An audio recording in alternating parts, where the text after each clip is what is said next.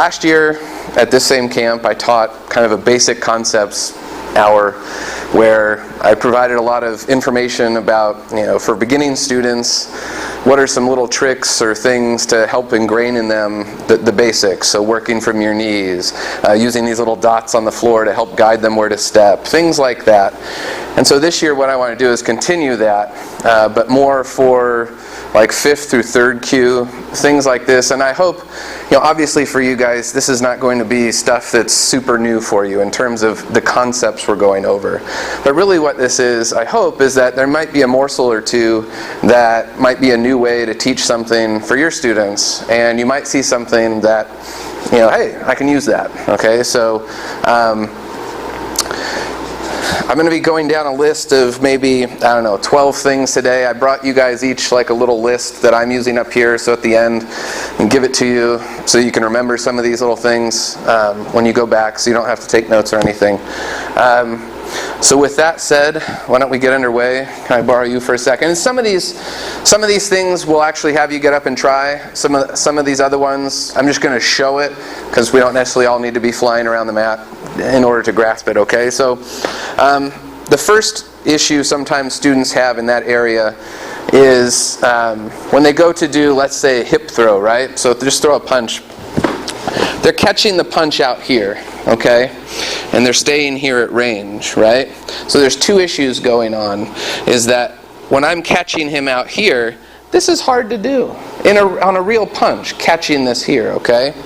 So what I like to do is teach them about using their body in a throw like this. And it's similar to what you guys were working on yesterday with this wrap, is coming in here, okay? So instead of intercepting this here, I'm moving into here, okay?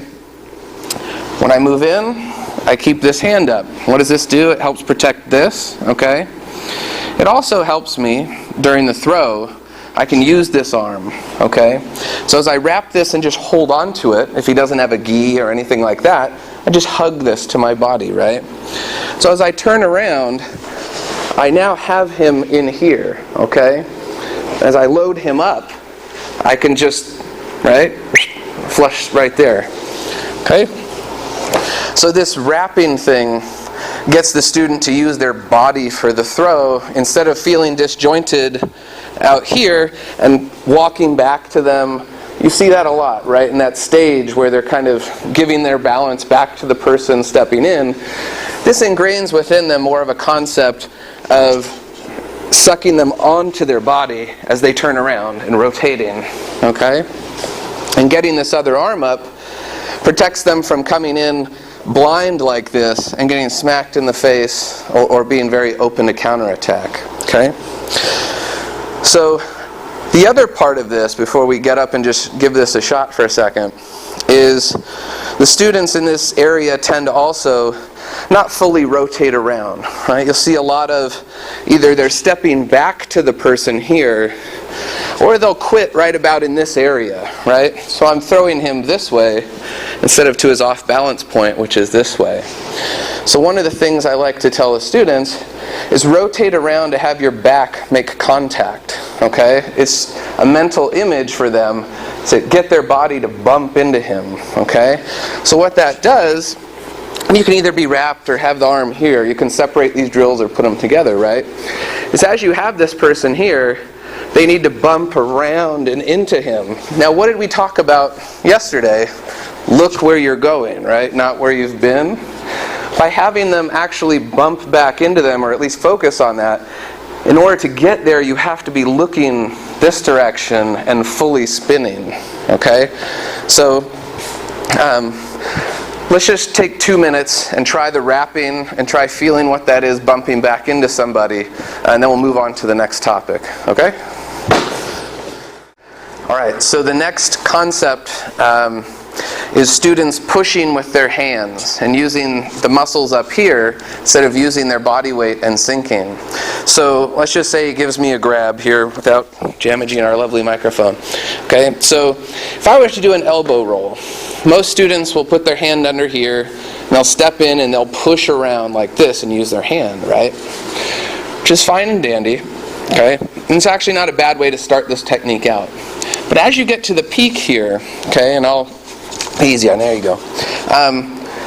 You want to slide into using your forearm, right? And the reason you get into your forearm, the distance from here to here is about 7 inches on folks.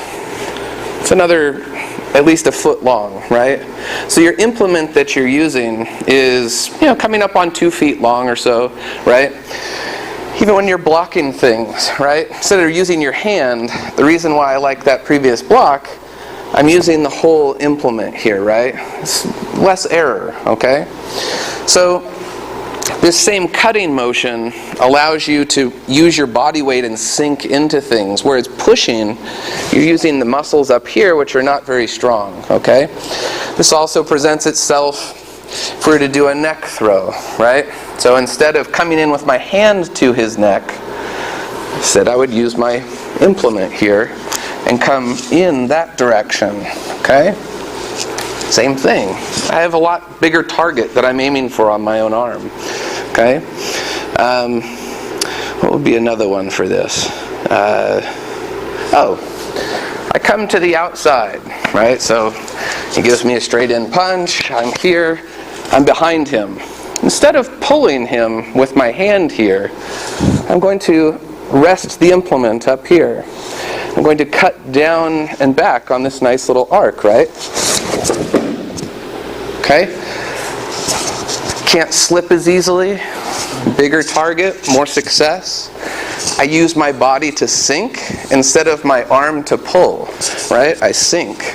So if you have your students, and you can even put little Nerf balls or other things, right? But using this implement forces them to move with their body to affect these things and grants them a higher success rate in blocks and such. So why don't you give those 3 a shot using that, okay? So the elbow roll, the neck throw, and from behind, just taking him down, okay? Then we'll move on to the next thing. The next concept that a lot of students have an issue with as they've started getting some of the techniques down, right? They've passed a couple belt tests, is that Jiu-Jitsu is a contact sport.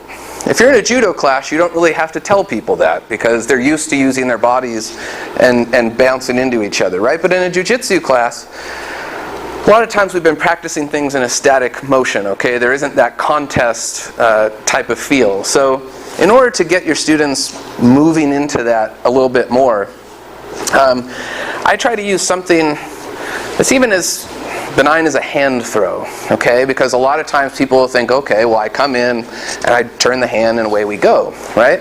But you can use your body contact in a hand throw, and it actually helps off balance the person, right? So however you get to this point, you get to this point, right? So as I come in with this hand throw, I'm actually going to bump into him, okay? It further takes his balance and it makes it harder to resist, right? So as I come in, boom, I can push straight down, right? What does my body bump into him create? If we go slowly, as I come in and I push this down into him, if I bump him backwards, it now clears out this area. If I just want to push straight down, he has no ability to move around it or resist it. It clears out a space for me just to go. If I want to turn to the left, fine, I can move him a little bit, right? But it totally eliminates his ability to kind of grab his other hand, to step around it, or whatever, right? And it's going to probably break the wrist more quickly, okay? So another way, or another throw, and this one's a little bit more intuitive for the students, right, is that in Osotogari, right, a lot of times we have people line up. Let's do it this direction. Okay. So the student will come in, now they front side, other side, whatever, right? But they come in to do this throw, and they leave the person standing straight up. And they go in here and they lean back like this, right? They're just setting. A judo player understands that this is disaster. Okay. In Jiu-Jitsu class, when a student learns Osotogari, their first thing is they focus on this big sweep, right? I just tell them, forget your leg. Just forget the sweep entirely, okay? In Jiu-Jitsu, because we're practicing for a street situation, pretend this is football, okay? So when you come in to do this, they just focus this side or this side, getting the person back that direction, right? Forget the sweep. So as you go in, if I go this side, what I want them to do is bump into them, boom, and just step through, okay? Ramming speed, okay? You've got your body, use it, because this implement going into him creates the off-balancing, okay? So in both those situations, they're using their body to do the throw instead of trying to get all this stuff to work. And you'd be surprised how intuitive this throw actually is. And Osotogari is a very natural throw to a lot of people. And once you start getting them to use their body and telling them it's okay to do these things, it's okay to rough up your opponent a bit, it becomes easier for them to understand that this is not as technical as it seems, perhaps. But to just fire up and use your energy is half the battle often. So let's not do this. I'm going to transition to something else, okay? Because you guys all get this concept. Or maybe, yeah? One thing I tell my students is reach for his wallet. Huh, I like that. And it takes away the thinking of a hard bump, but I'm getting my body to bump, but I'm not concentrating on tackling. Right, with a purpose, right? At that angle to come down and, yeah. Go right for the wallet and... Right. So you guys probably know the Osotogari. I'm actually going to get a prop for my next demonstration. Why don't you try the hand throw with a bump for a few times, and then we'll move on to the next thing, okay? So the dummy. Bubba here has been a friend of mine for many years. His legs are a little bent out of shape. His head doesn't quite sit up straight anymore. But this particular one they sell at Bubba Dummy. It's an old model. It's like a couple $100 or something. But he's obviously pretty skilled. He's already a brown belt. But a dummy is really good for students of this range, and I'll tell you why, is that a lot of times they're hesitant to throw some throws where they think they're going to hurt their partner, right? And so they end up practicing a lot of the sacrifice throws in a very ginger manner, right? Where they don't really put a lot of oomph into it, and they don't really practice doing it for real, right? So if I can have you hold this, a couple of these throws would be like a stomach throw or ukiyotoshi, things of this nature, right? So, with a partner, you can't go very quickly, but with our friend Bubba here, I can come out here and throw him over and land on him, and I can do all types of things, right? Another thing I can do with Bubba, okay? Let's just say I crank Bubba up for a hip throw and we go, ha, right? In class, we're gentle to our, let me move back here. We're very gentle with our uke, right?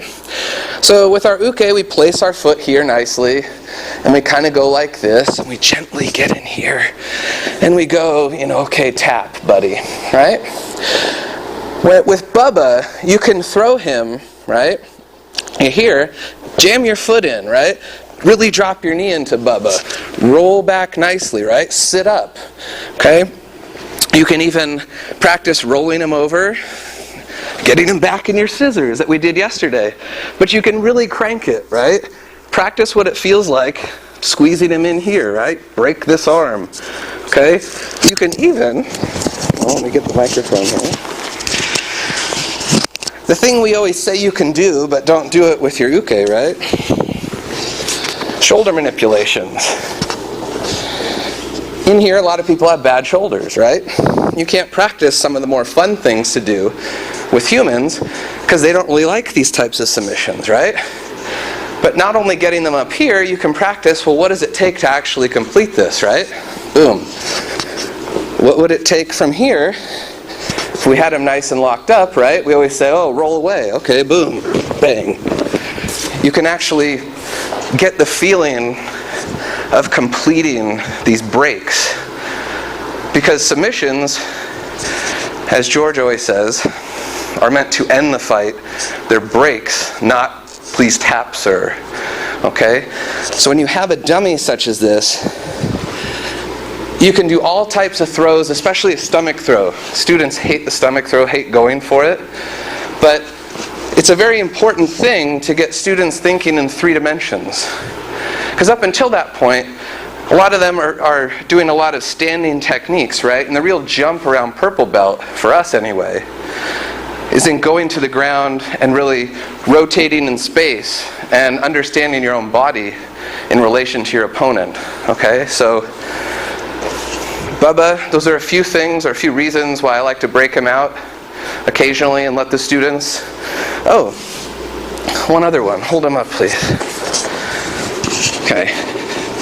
So George always talks about the dastardly armbar with a maki-komi, right? Like, if you go to the ground with this, the guy's elbow's going to break. Well, you know, none of us ever practice it. Well, here comes Bubba, right? Bam. I can land on the guy with all the force I want, right? We can take his arm off. We can crack him up, right? Now you know what it feels like. Now you know what it feels like to fly through the air on that throw and really put your body weight into the guy, right? To hurt him. That's what we're here to do. So with an opponent in the classroom or a partner, I don't want to do that to him. I want him back, right? But with Bubba, who cares? Right? That's what he's here for. Can you throws with Bubba without somebody holding him that you're practicing alone? You can. Certain of them, you just load them on yourself, right? So that's why I put his belt on, right? So he weighs about, I don't know, 60, 70 pounds total. Doesn't sound like a lot, but when it's dead weight, it's actually a decent amount. So yeah, you can load him on all types of ways. And he's fun to deal with because of that, right? And he doesn't ever say mate, so... But no, he's actually just kind of soft. His joints react a little bit. Like when yeah, go ahead. So why don't we stop for a couple minutes and everybody can check this guy out. Another issue with students in this kind of range is they're always used to starting with the opponent known to them and right in front of them, right? So how do we usually practice? All right, let's go, right? We're always practicing, or a lot of times in class, from knowing what's coming at us, from having blocked it or done something, right? And being able to assess what's happening. It's good once in a while to let the students know that we're all human, especially as we get older, reflexes aren't as fast. You might get hit, right? Do we ever practice how to start or get into techniques after being hit? Right, or kicked, or whatever, right? So he swings at my head, right? And I actually get hit, right? So I'm leaning backwards and my hands are probably naturally up or whatever. So starting techniques from here, or having gotten hit or losing my balance, right, is actually a useful tool. And a lot of what you'll see is from students, they'll kind of morph into kind of this type of action, which is pretty good, right? But I think one of the things I like to work with is actually having them try to maintain a close distance. So as the person comes in and he clocks me and I get hit like this, try to come back with him here, okay? So it's okay to get hit. It's going to suck. But you practice things where you get hit like this. Don't keep going backwards, because if I go backwards, I'm in line for number 2. He's got radar lock right on me, right?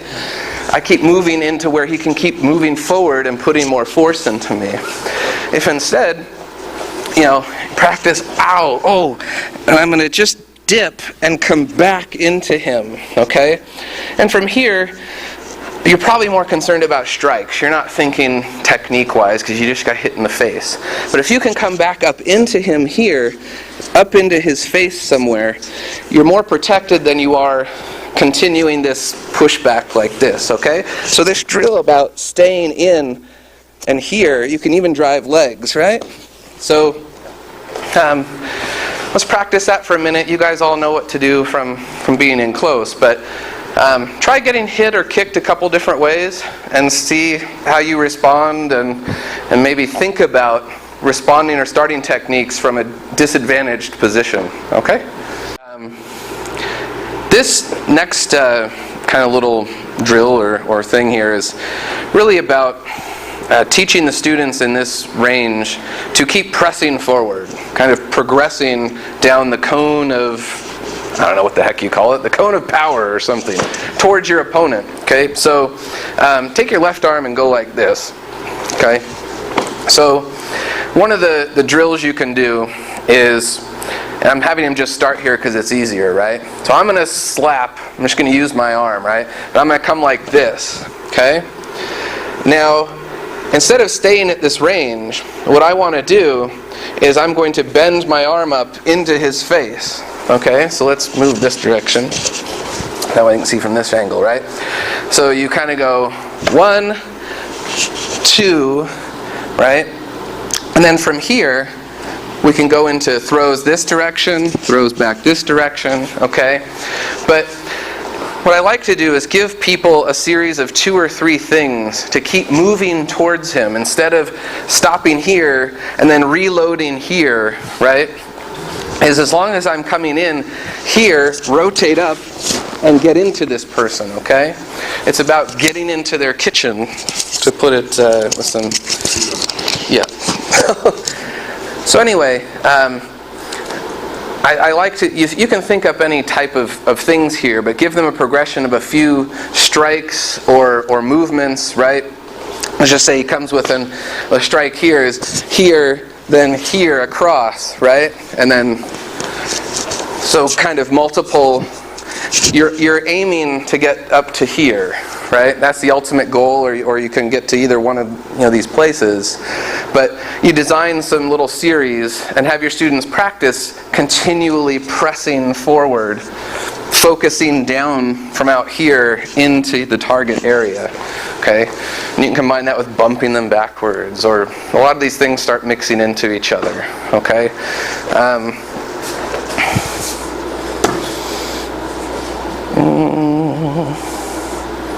Okay, so we'll do 2 things at once since time is ticking. The next drill I like to do with students is also to tell them to think offense sometimes. It's okay. A lot of times we practice already being attacked, right? Or I start them out with this one, really being engaged, right? So judo folks will appreciate this. You don't have to teach this in a judo class. They already know this. But we're in a jiu-jitsu class, so a lot of them don't, okay? So if we start engaged in this manner, right? You see students dancing around a lot in our class when we start doing this type of thing, right? Because they're not used to it, right? So what if I say, what if you kick this leg, right? If I have shoes on and I kick that out, or I kick it out like that, okay? Because in judo you're not allowed to smash their knee or something like that, but in the street I am, right? Now where's his off balance point? It's right here, right? So I cut across, boom. I created that window by kicking his leg out, right? On the other side, let's move this direction, okay? If we're in here, let's say I go and kick that leg out, okay? Now what have I just done? His off balance point's now here, right? So getting the students to think about, what have I created, right? So that I'm 2 steps ahead. Now I can just slide my foot through, this way. I won't do it to you. You don't want to take that fall. But essentially, just tuck under and, right? And any other throw. But I like to talk to them about creating their opportunity instead of waiting for it, okay? And we're allowed to, in jiu-jitsu, cheat a bit, right? So, that's what I've been doing all these years, right? So go ahead. There are other things you can do. I don't know, think up a few of those, okay? Like I said, judo players, this is going to be second nature. But jiu-jitsu students, this may not be, okay? They're usually reacting in class versus creating. So sometimes it's nice to flip the script. All right, so give a couple of those a try. You may ask why I have this in my hand. Yes, I was just on a flight from UK. But students in this range tend to do a lot still with their mouth, talking themselves through a technique on occasion, and a lot of it through sight. They're still looking where they're stepping. They're still looking where they're grabbing, okay? So this helps them not cheat, but honestly, you can just close your eyes. I mean, we all don't need to buy a set of cheap blindfolds or whatever. But sometimes when they're starting this out, it does help to actually put something on them so they just forget about their eyes, right? So when doing this, obviously we're not going to be fending off punches, okay? Nobody's Luke Skywalker in here with using the Force.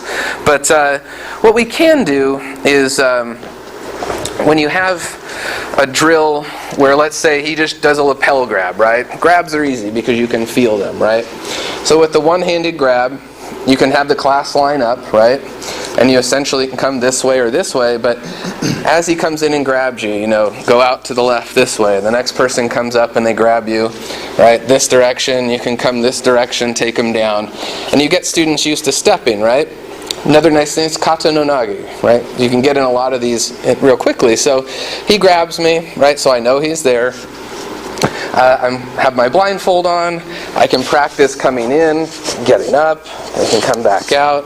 Okay, I can feel where his body is and see if I can get around. Okay, I can feel up his arm. I don't need to get to that position. Okay, so have them do a lot of variations with their eyes closed so they get used to feeling their opponent versus looking where I'm going to put my arm.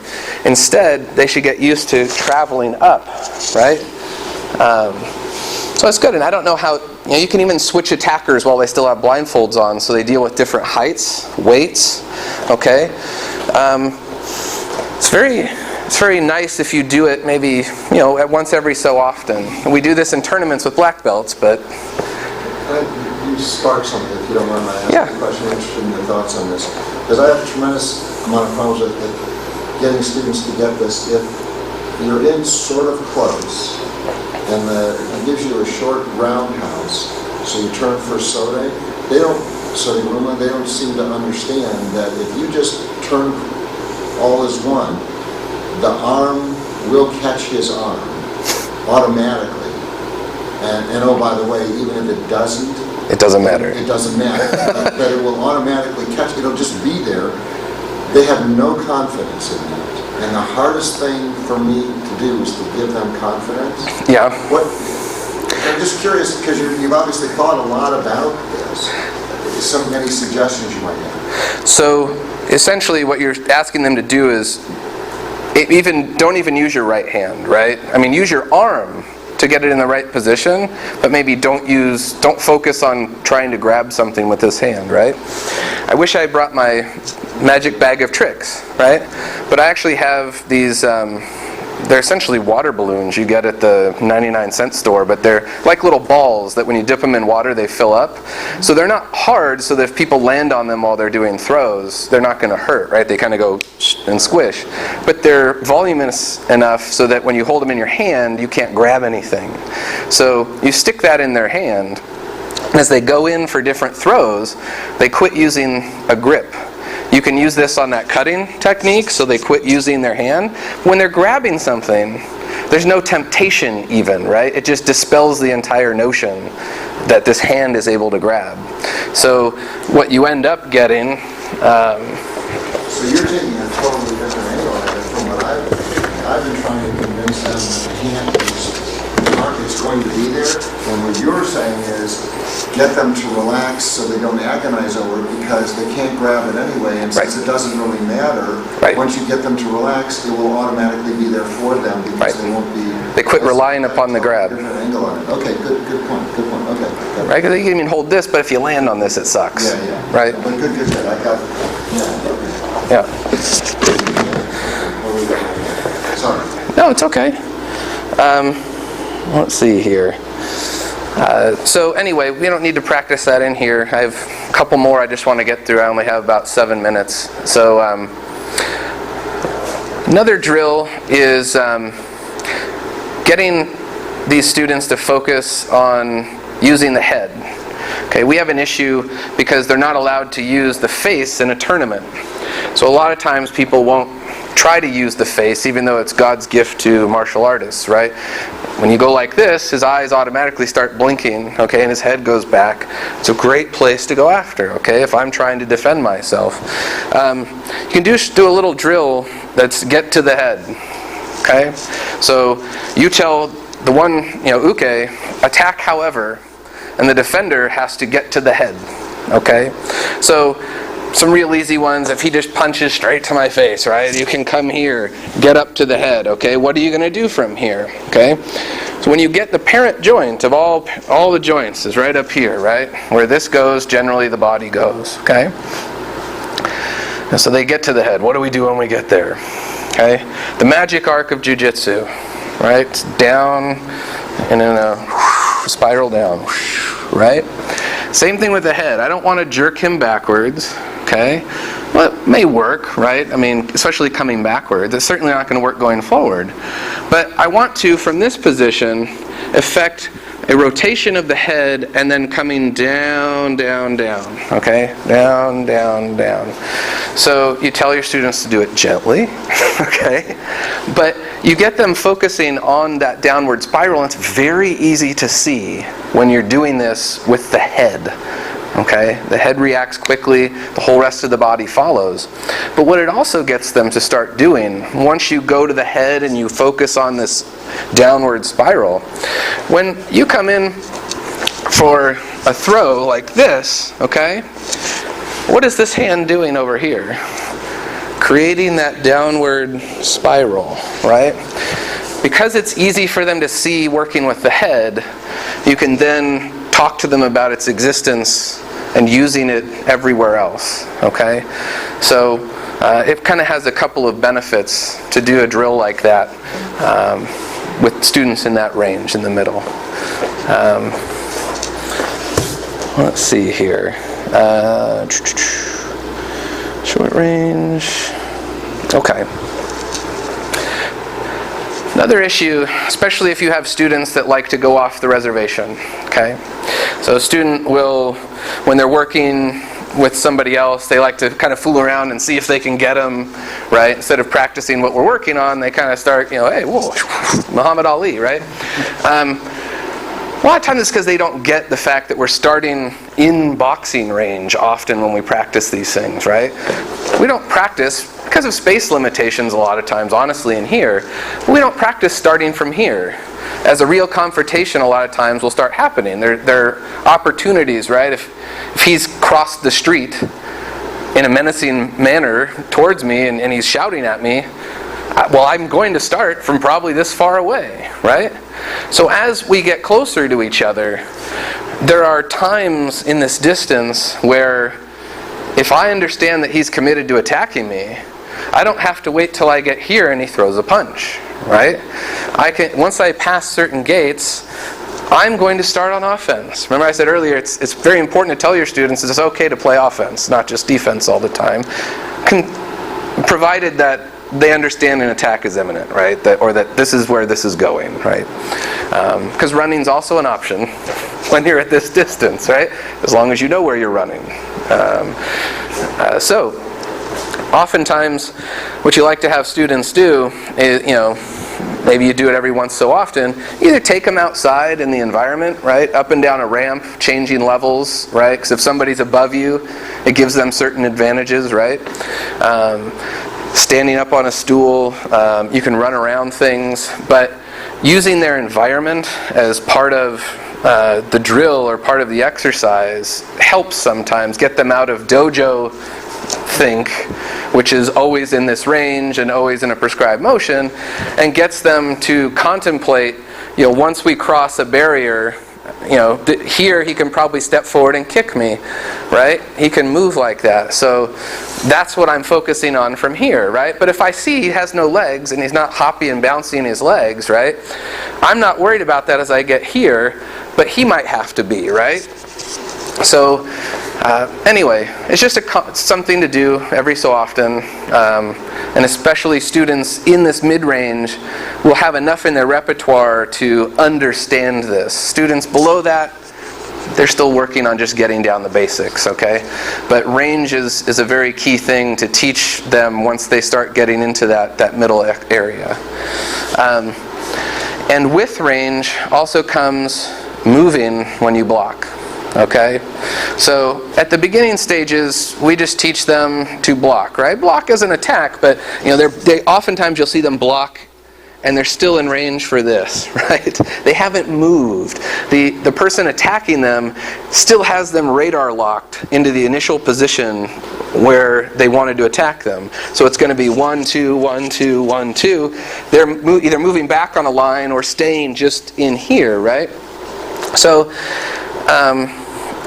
you talk to the students about moving offline as you block, right? So if he comes in with this, you want to come into here so that you have this, okay?